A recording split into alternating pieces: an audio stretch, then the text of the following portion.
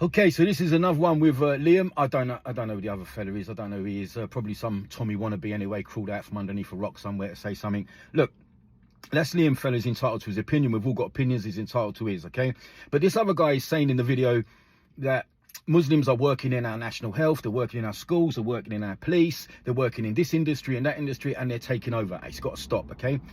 But this is the compounded ignorance of these people, right? Because if they're not working and they're not in these industries, then they're lazy and they're not integrating into society. And when they are integrating into society and working in these industries, that's important, then they're taking over. You can't have both arguments at the same time. Either they're not integrating and you don't want them, or they are integrating and they're taking over. This is the stupidity of their own arguments when it's put against them.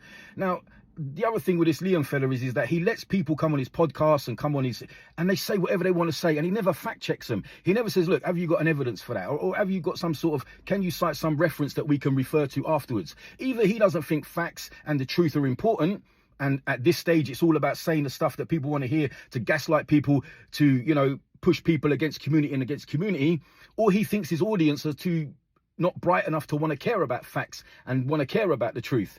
Either way, it's a bad look. Guys, you can't have it both ways. It's clearly these type of people have an agenda when they do stuff and when they say stuff, all right? So it's about common sense now. It's about people, normal people, stepping in with a little bit of common sense and taking the argument off of these people. Because if we leave it with these guys, we're all in trouble, aren't we?